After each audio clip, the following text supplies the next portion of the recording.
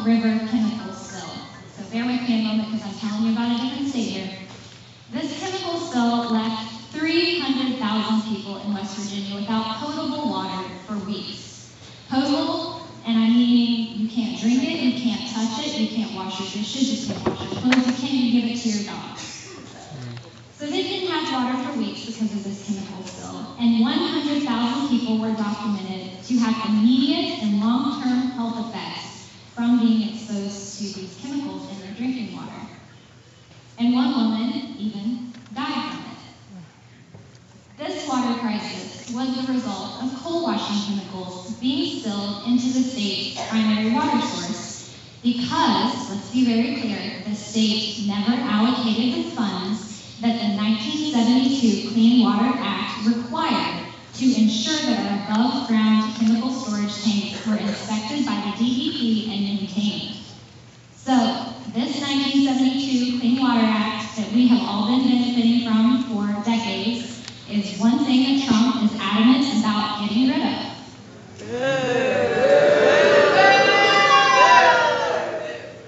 This chemical spill and the resulting water crisis is only one of the ways in which my home state of West Virginia has been ravaged by extractive and chemical industries over the last century.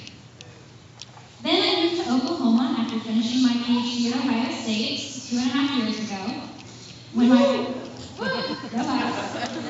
my partner took a university position at OU, I came here with the hope, knowing all that I know about extractive industries, that we could stay for some time and raise a family.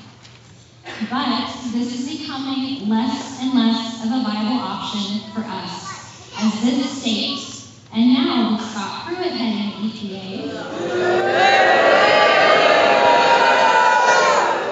the rest of the country is eliminating the option for us to have children who will not live in a world ravaged by the fatal effects, and I'm saying fatal effects, of climate change.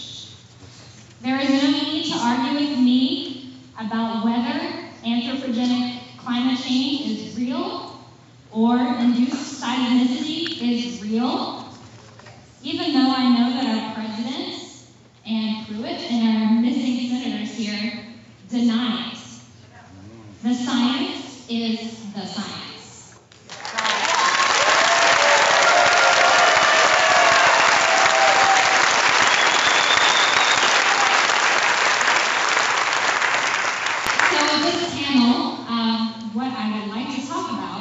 Is how we will just continue life on this planet, starting in Oklahoma.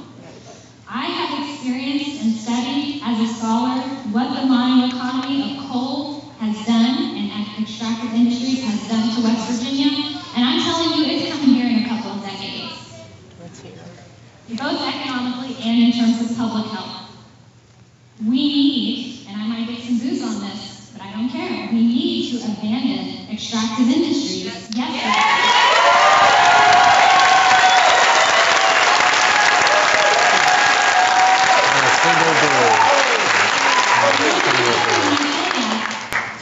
My great-grandfather was a coal miner and died at Black Lung. I'm not trying to put coal miners or oil and gas people out of work. I want them to go work in an industry that both pays well and doesn't kill us.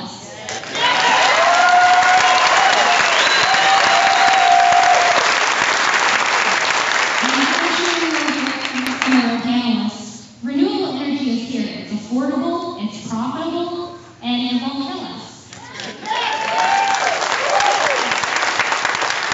So, Senators Lankford and Inhofe were here.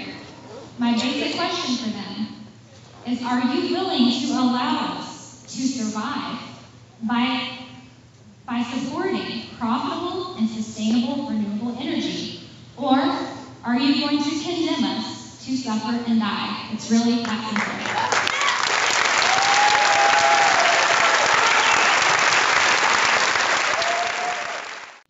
So I'm really grateful to have the opportunity to speak tonight. I want to say how great the speakers have really been. They've been really inspirational.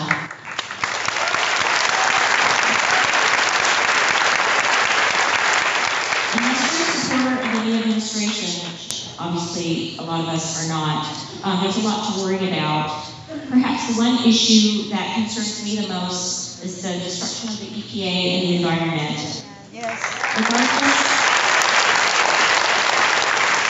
Regardless of how you personally feel about the environment and the importance of its health, it's something that impacts us all profoundly right now. Attacks on the dissemination and sharing of scientific data by government institutions such as the USDA, EPA, and Department of the Interior, threats to dismantle the EPA, and a budget proposal to discontinue funding for the Clean Power Plan and climate research and regulation are small-minded, short-sighted actions that are not indicative of an innovative leader.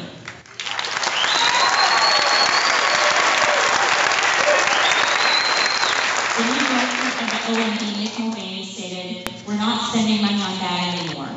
We consider that to be a waste of your money to go out and do that." I completely disagree. NASA released a video showing that in one area just north of Japan, the sea ice extends 350 miles less than it's in previous years. Think about that. That's 350 miles of ice that is no longer there and will never be there again.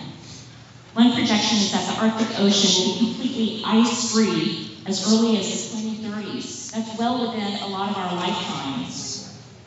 Another recent study which assessed the amount of coral bleaching in the Great Barrier Reef found the majority of the coral in the northern third of the reef was either bleached or already dead. Closer to home, we have all experienced the results of wastewater disposal into injection wells, which has led to an significant increase in earthquake activity. An LA Times article this month stated that, quote, there were only about two earthquakes a year of magnitude 2.7 or greater in Oklahoma, and this was before the year 2000. In 2015, there were 4,000 earthquakes. And if you drive an electric or hybrid vehicle like I do, there will soon be an additional registration fee for all owners of these vehicles should House Bill 1449 pass. Our environment is fragile and it's precious. We can't afford to wait another 4 years in